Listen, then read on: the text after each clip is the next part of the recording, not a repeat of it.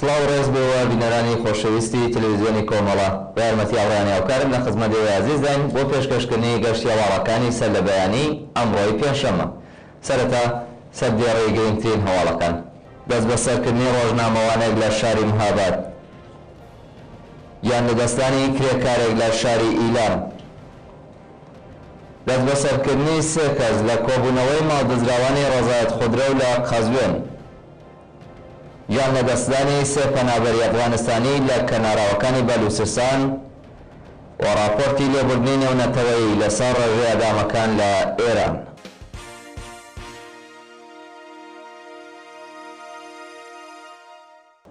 درێژەی هەواڵەکان. دەست بە سەرکردنی ڕۆژنامەوانێک لە شاری مەهاباد. لە ڕۆژانی ڕابردوودا ڕۆژنامەوانێکی خەڵکی مەهاباد بە ناوی هەژار ڕەحیمی پاشبانکران بۆ ئیتلاعاتی سوپای پاسداران دەست بەسەر و بۆ شوێنێکی نادیار ڕایوەزراوە. بەپێی زانیاریەکان ڕۆژی شەممە 5 جوێزەردان هەژار ڕەحیمی لەلایەن ئیتلاعاتی سوپای پاسدارانەوە بانگهێشت و دەست بەسەر کراوە. تا کاتی بڵاوبوونەوەی ئەم هەواڵە هیچ زانیاریەک لەسەر هۆکاری بەندکرانی ئەو ڕۆژنامەوانە لە بەردەستانیە و بە دواداچوونی برەماڵەکەی بێ ئاکام ماوەتەوە. یان لەدەستانی کرێکارێک لە شاری ئیلام. ڕۆژی چوارشەممە 9 جوێزەردان کرێکارێکی خەڵکی ئیلام لە کاتی کارکردن لە بەرزایی بەر بۆتە خوارەوە و یانی لەدەستاوە. بەپێی راپۆرتەکان کرێکارێکی بیناسازی لە کاتی کارکردن لە شەقامی بەشارەتی ئیلام بەهۆی نەبوونی مەنی شوێنی کار لە بەرزایی چەند نهومی ساختومانێک بەر بۆتە خوارەوە و دەست بەجێ گیانی لەدەستاوە. شانی باسەکە ناسناوی و کرێکارە گیان بەخت کردووە هێشتا ڕوون نەبووەتەوە. دژایەتیکردنی دەستگای قەزای ڕژیم لەگەڵ ئازادی کاتی بەندکراوێکی نەخۆش لە ورمێ. بەپێی راپۆرتی کانونی مافی مرۆڤی کوردستان، بەندکراوێکی سیاسی ڕاگیراو لە زیندانی ورمێ بە ناوی ئەنوەر چالشی پاش تێکچوونی دۆخی تەندروستی ڕەوانەیی نەخۆشخانە کراوە و سەرڕای دۆخی خراپی تەندروستی دەستگای قەزایی لەگەڵ مەرەخەسی دەرمانیەکەی دژایەتی کردووە.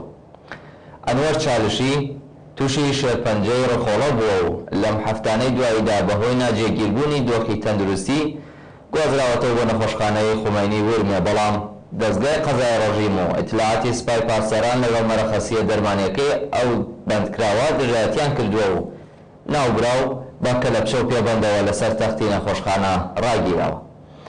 بەوتەی بنەماڵەی بەندکراوە سیاسیە ئەنوەر لە زینداندا تووشی نەخۆشی شێرپەنجە بووە و ئێستا نەخۆشیەکەی پەرەی سەندووە. هەرچەند پزیشکی داد بڕیاری بەستەری بوون لە ماڵی بۆ دەرکردووە، بەڵام ناوەندانیەتیەکان دژایەتی لەگەڵدا دەکەن. کۆبوونەوەی خوازیارانی مەسکەن لە شاری کورد. ڕۆژی چوارشەممە 9 جوێزەردان خوازیارانی مەسکەن لە شرکەتی فەناوەران لە ناڕەزایەتی بە بلا تەکلیف بوونیان لە بەردەم ئۆستانداری چوارمەحاڵ و بەختیاری لە شاری کورد کۆبوونەتەوە. بەپێی زانیاریەکان شرکەتی فەناوەری پێشتر بە بیانووی پێدانی زەمین بۆ دروستکردنی مەسکەن پارێکی زۆری لە پێرسۆنەلی ئەو شرکەتە وەرگرتبوو، بەڵام وێڕای تێپەڕبوونی چەندین ساڵ بەسەر بەڵێنەکانی بەڕێوەبەرانی شرکەت خوازیارانی مەسکەن بلا تەکلیف ماونەتەوە و پارەکەشیان نادەنەوە. هێرشی حراسەتی زانکۆی ئەمیرکەبیر بۆ سەر خوێندکارانی کچ.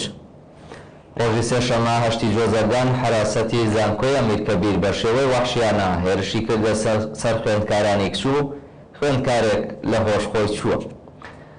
بەپێی زانیاریەکان خوێندکارێکی کچ کە مەقنعەکەی لەسەر کەوتبوو کەوتۆتە بەر پەلاماری هێزەکانی حراسەتی زانکۆی ئەمیرکەبیر و کاتێک ویستویانە وێنە لە کارتی دانیشتوویەتیەکەی بگرن بەرگری لە خۆی کردووە، بەڵام لێیانداوە و ئەو خوێندکارە لە هۆشخۆی چووە. بە وتەی سەرچاوەکانی هەواڵ خوێندکارانی دیکەی کچ کە ئەو دیمەنەیان بینیوە ناڕەزایەتیان دەربڕیوە و کاتێک پەیوەندیان لەگەڵ ئۆرژانس گرتووە بەڕێوەبەرانی ئۆرژانس وەڵامی داواکاریەکەیان نەگەڵنەتەوە. دەست بە سەرکردنی سێ کەس لە کۆبوونەوەی ماڵدزراوانی ڕەزایەت خودرۆ لە قەزوێن.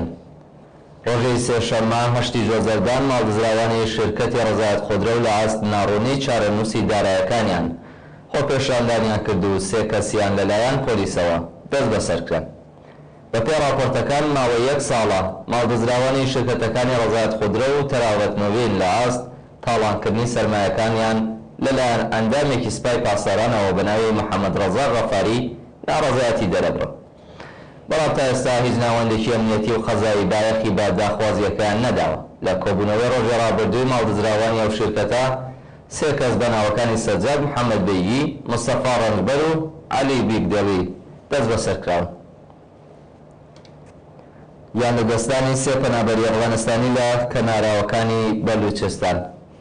ڕۆژی سێشەممە هەشتی جۆزەردان ماسیگرەکانی بەلوچستان سەرنشینەکانی بەلەمێکیان ڕزگار کرد کە سێ کەسیان بەهۆی تینوێتی و برسی بوون گیانیان لەدەستا بوو. بە پێی راپۆرتی حاڵۆش سەرنشینەکانی ئەو بەلەمە هەموو خەڵکی ئەفغانستان بوون و بەنیاز بوون خۆیان بگەن ناو وڵاتی عەمان. پاش لە کارکەوتنی ماتۆڕی بەلەمەکە سەرنشینەکان بۆ ماوەی سێ ڕۆژ لەسەر دەریا سەرگەردان بوون و سێ کەسیان بەهۆی برسیەتی و تینوێتی گیانیان لەدەستداوە. پاش سێ ڕۆژ ماسیگرانی بەلوچ 20 کەس لە سەرنشینەکان ڕزگار دەکەن و بۆ بەندەری چابەهار دەیان گوازنەوە. راپۆرتی لێبوردنی نێونەتەوەی لەسەر ڕێژەی ئێعدامەکان لە ئێران. بە پێی راپۆرتی ڕێکخراوی لێبوردنی نێونەتەوەی ڕۆژێمی ئیسلامی ئێران لە ساڵی 2023 زاینیدا نزیک بە 75% ئێعدامەکانی جیهانی بۆ خۆی تۆمار کردووە، واتە سێ لەسەر چواری هەموو ئێعدامەکانی جیهان لەلایەن کۆماری ئیسلامیەوە ئەنجام درراوە. ئەم ڕێکخراوە لە راپۆرتەکەیدا ڕایگەیاندووە کە پاش دەستپێکی بزوتنەوەی ژن ئازادی لە خەرمانانی ساڵی 1401 تاویدا کۆماری ئیسلامی سزای لە سێداردانی وەک ئامرازێک بۆ تۆقاندنی خەڵک و کۆنتڕۆڵی خۆی بەسەر کۆمەڵگادا بەکارهێناوە.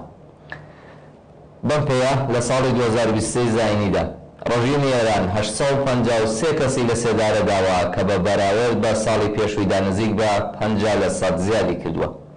داتاکانی ئەم راپۆرتە ڕوونی دەکەنەوە کە لە ساڵی ڕابردووی زاینیدا کۆی گشتی 1153 کەس لە هەموو جیهاندا لە سێدارە دراوە کە 853 حاڵەتی لە ئێران ئەنجام دراوە. کۆبوونەوەی بنەماڵەی بەندکراوانی فەڕەنسەوی ڕاگیراو لە زیندانەکانی ئێران. ڕۆژی دووشەممە حوتی جۆزەردان بنەماڵەی ژمارەی لە بەندکراوانی فەڕەنسەوی ڕاگیراو لە زیندانەکانی کۆماری ئیسلامی لە بەردەم دەفتەری نەتەوەی یەکگرتووەکان لە شاری ژنێڤی سوئیس کۆبوونەوە و خوازیاری ئازادی ئازیزانیان بوون. سیسیل کۆهلێر و هاوژینەکەی بە ناوی ژاک پاریس کە ڕۆژی 11 گوڵان 1401 بۆ گەشتکردن سەردانی ئێرانیان کرد بوو لەلایەن ئیدارەی ئیتلاعاتەوە دەست بەسەرکراوە.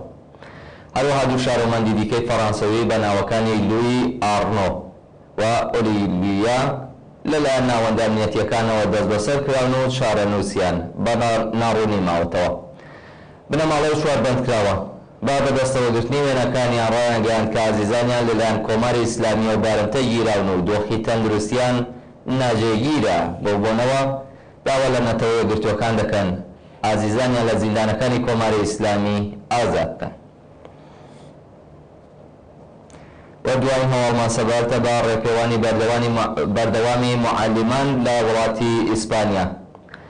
ڕۆژی چوارشەممە نوێی جۆزەردان معەلیمانی ئیسپانیا با ڕێپێوان لەسەر شەقامەکانی شاری مادرید خوازیاری کۆتایهێنان بە خسووسی سازی بوون. بە پێی راپۆرتەکان ماوەی سێ ڕۆژە معەلیمانی ئیسپانیایی لەسەر شەقامەکانی مادرید خۆپێشاندان دەکەن و بە مەبەستی گەیشتن بە داخوازیەکانیان داوا لە هەموو هاوکارەکانیان دەکەن لە سەراسەری وڵاتە بە مەبەستی بەرەنگاربوونەوە لەگەڵ دەستدرێژیەکانی سەرمایەداری بۆ سەر سیستمی پەروەردە خۆیان ڕێک بخەن. بینەرانی خۆشەویست گەشتی ئاوەکانتان پێشکەشکرا کاتی و ساتێکی خۆش بۆ هەموو لایەک.